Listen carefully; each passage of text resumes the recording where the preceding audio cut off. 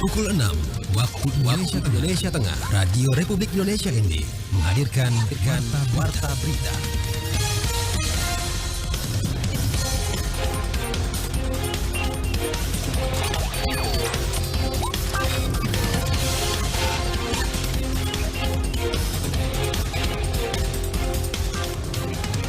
Selamat pagi pendengar, kembali Anda dengarkan Warta Berita untuk edisi hari ini Selasa 11 Februari 2025 dengan Sari Berita.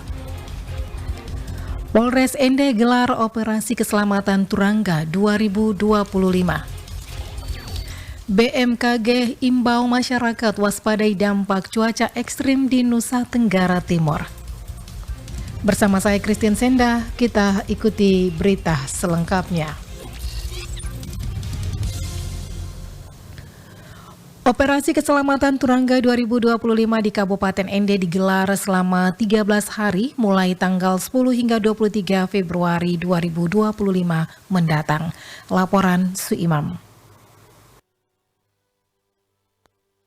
Kasat Lantas Polres Ende, Ibtu Robi Buu, Senin 10 Februari 2025 mengatakan operasi ini bertujuan untuk meningkatkan kesadaran masyarakat dalam berlalu lintas serta menekan angka kecelakaan di wilayah kota Ende. Kepolisian Resor Ende menghimbau seluruh pengendara agar selalu mematuhi aturan lalu lintas demi keselamatan bersama. Dijelaskan, dalam operasi ini, petugas akan melakukan penertiban terhadap pelanggaran seperti pengendara yang tidak memakai helm, berbonceng lebih dari satu orang, pengendara di bawah umur, menggunakan HP saat berkendaraan, ngebut-ngebutan, ugal-ugalan di jalan, overdimensi atau overload, berkendara di bawah pengaruh alkohol, dan tidak membawa SIM atau STNK.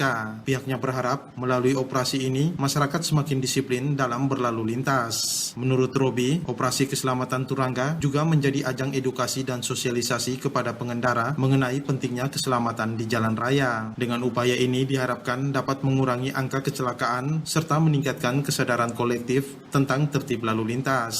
Saya sebagai Kasat Lantas menghimbau kepada masyarakat, terkhusus pengguna jalan, pengendara roda 2 maupun roda 4, untuk selalu bertertib berlalu lintas yang baik. Karena keselamatan itu penting, keluarga menunggu di rumah. Ditambahkan, pihaknya mengajak masyarakat untuk bekerja sama dan mendukung operasi ini dengan menaati aturan yang berlaku. Keselamatan di jalan bukan hanya tanggung jawab kepolisian, tetapi juga seluruh pengguna jalan. Dengan adanya operasi keselamatan Turangga 2025, diharapkan Kabupaten Ende menjadi wilayah yang lebih tertib dan aman dalam berlalu lintas.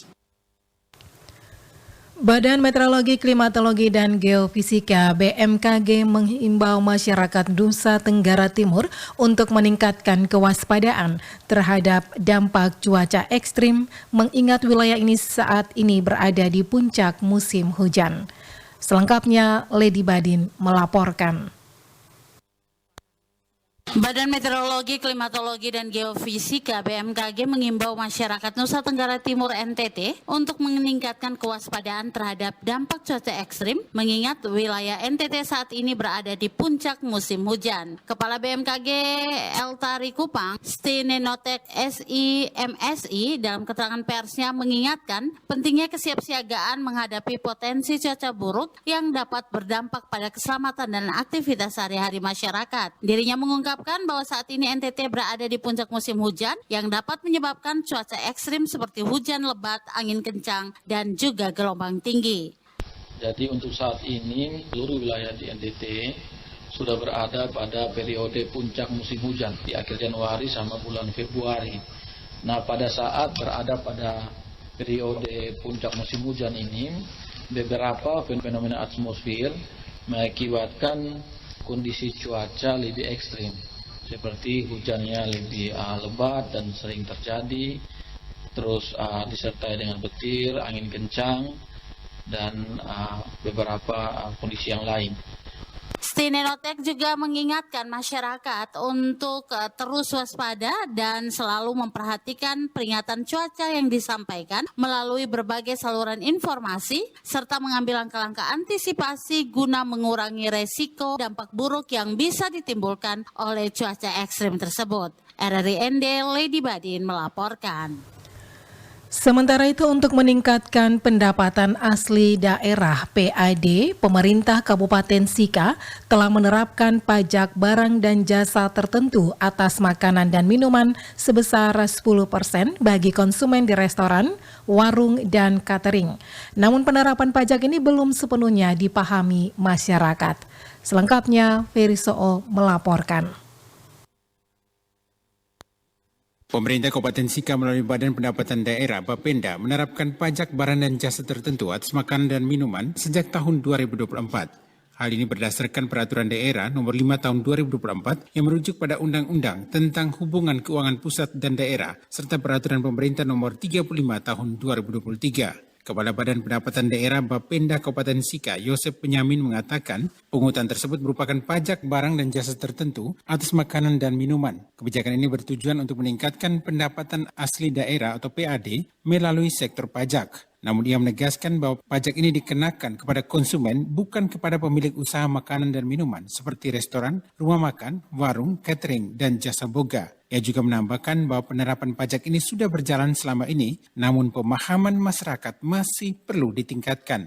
Banyak pengusaha kuliner yang tidak memisahkan pajak dalam harga jual mereka sehingga konsumen tidak menyadari bahwa mereka sudah membayar pajak tersebut. Setelah penetapan Perda itu tahun 2024 kami sudah melaksanakan ketentuan ini, tetapi secara umum dalam evaluasi kita banyak masyarakat yang belum memahami secara pasti regulasi yang diamanatkan itu. Kemudian para penyedia jasa, restoran, rumah makan dan sebagainya itu, catering dan jasa boga masih berpikir bahwa mereka yang membayar pajak. Padahal sebenarnya yang dikenakan pajak ini para konsumen yang menggunakan jasa penyediaan makanan dan minuman. Dalam ketentuannya itu kita terapkan dengan 10% ya. Dari sisi respon masyarakat, penerapan pajak ini sejauh ini belum menimbulkan gejolak yang signifikan. Hal ini karena pajak tersebut sudah berjalan sebelumnya dalam bentuk yang berbeda meskipun dengan nomenklatur yang baru sesuai aturan terbaru. Selama ini praktiknya sudah berjalan, cuman pengetahuan masyarakat tentang ketentuan ini tidak disosialisasikan secara baik. Sebenarnya ketika dia masuk di rumah makan dan makan di tempat itu, sebenarnya secara tidak langsung dia sudah membayar pajak 10%. Cuman pengguna penyedia jasa ini kan tidak memperhitungkan itu. Kami berharap bahwa masyarakat yang menggunakan jasa rumah makan, pedagang kaki lima, warung, dan restoran itu membayar pajak makan minum. Pemerintah Kabupaten Sika menargetkan peningkatan pendapatan dari sektor ini mengingat jumlah rumah makan dan penyedia jasa makanan di wilayah tersebut cukup banyak. Saat ini terdapat sekitar 275 rumah makan dan 55 jasa boga yang beroperasi di Kabupaten Sika. Dengan jumlah tersebut, target penerimaan pajak dari sektor ini diperkirakan mencapai lebih dari 1 miliar pada tahun 2025.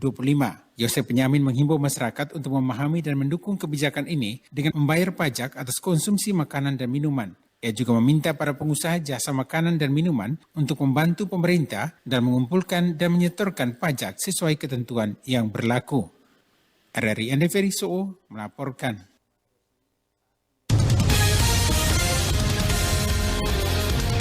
Anda sedang mendengarkan Warta Berita RRI ND. Siaran ini juga bisa Anda dengarkan melalui rri.co.id dan RRI Digital. Kita beralih ke informasi lainnya. Jumlah kasus perceraian di Kabupaten ND selama tahun 2024 mengalami penurunan dibanding tahun sebelumnya. Rovinus Bula selengkapnya melaporkan. Ketua Pengadilan Agama Kabupaten ND melalui Panitera Pengadilan Agama Muhammad Nur Ratu Loli Esa mengungkapkan bahwa jumlah perceraian di Kabupaten ND tahun 2024 mengalami penurunan dibanding tahun sebelumnya. Kepada RRI, Muhammad Nur menjelaskan bahwa pada tahun 2024 tercatat sebanyak 138 perkara yang ditangani Pengadilan Agama ND terdiri dari perceraian dan perkara lainnya. Sementara pada tahun 2023 jumlah kasus mencapai 160 lebih perkara. Penyebab utama kasus perceraian yang ditangani Pengadilan Agama adalah miras dan judi online. Berbeda dengan tahun sebelumnya, penyebab utama perceraian yakni perselisihan dan pertengkaran antara pasangan, kurang tanggung jawab, meninggalkan istri atau suami tanpa alasan, dan juga masalah ekonomi. Sementara rentan usia yang paling rawan terjadi perceraian yakni usia 20 hingga 40 tahun. Kalau perceraian penyebabnya sebelum-sebelumnya itu ya KDRT, perselingkuhan, kurang adanya tanggung jawab. Tapi di 2023 ke 2024 itu ada perubahan itu. Penyebabnya itu. Penyebabnya itu paling banyak itu mabuk dan judi online. Masih sedikit lebih berwarna lah dia. Kalau sebelumnya kan mabuk judi online itu kurang. Dia paling meninggalkan istrinya, kurang ada yang tanggung jawab, atau istrinya ke Arab, ke Malaysia, ke Kalimantan, suaminya begitu juga, terus selingkuh. Yang kesininya berubah ya, lebih yang judi online dengan mabuk itu yang lebih mewarnai. Muhammad Nur mengingatkan kepada masyarakat agar lebih bijak dalam menjalani hidup berumah tangga. Harus banyak melakukan pertimbangan dan mempersiapkan diri baik secara mental maupun finansial ekonomi. Dijelaskan pasangan juga perlu menerima kekurangan satu sama lain dan menghindari tindakan yang tidak disukai oleh pasangan. Ia menambahkan, meskipun jumlah perceraian mengalami penurunan, namun penting bagi masyarakat untuk terus memperkuat fondasi rumah tangga dan membangun hubungan yang sehat serta saling menghargai. RRI Endorfinus Fula melaporkan. Hari Pers Nasional, Ketua Persatuan Wartawan ND ajak para jurnalis untuk memahami lebih mendalam nilai-nilai kebebasan pers. Nikolaus Makumeli melaporkan. Menjadi jurnalis tidak hanya menuntut keterampilan teknis, tapi juga pemahaman mendalam mengenai nilai-nilai kebebasan pers. Ajakan tersebut disampaikan Ketua Persatuan Wartawan ND Dedi Wolo saat peringatan Hari Pers Nasional atau HPN pada Minggu 9 Februari 2025 di ND. Dirinya menuturkan momentum Hari Pers menjadi wadah solidaritas bagi seluruh insan pers. Ditambahkan bahwa menjadi seorang jurnalis tidak hanya dituntut keterampilan teknis saja, melainkan juga dituntut untuk memahami lebih mendalam terkait nilai-nilai kebebasan pers, objektivitas, serta keakuratan informasi. Hari Pers yang diperingati setiap tanggal 9 Februari itu bukan hanya sekedar ajang untuk menghargai kontribusi dalam pembangunan demokrasi, tetapi menjadi wadah solidaritas bagi seluruh insan pers. Menjadi jurnalis tidak hanya menuntut keterampilan teknis, tapi juga pemahaman mendalam mengenai nilai-nilai kebebasan pers, objektivitas, serta keakuratan informasi. Dirinya mengharapkan melalui Persatuan Wartawan ND atau yang disingkat PAWE, para jurnalis terus menjadi pilar demokrasi serta menjadikan PAWE sebagai rumah bersama untuk menjernihkan informasi. Selain itu juga, di momen Hari Pers tersebut, dirinya juga berpesan kepada jurnalis yang tergabung dalam organisasi Persatuan Wartawan ND untuk memberitakan fakta-fakta apa adanya dan bukan berdasarkan asumsi. RRI ND, Nikolaus Makumeli melaporkan.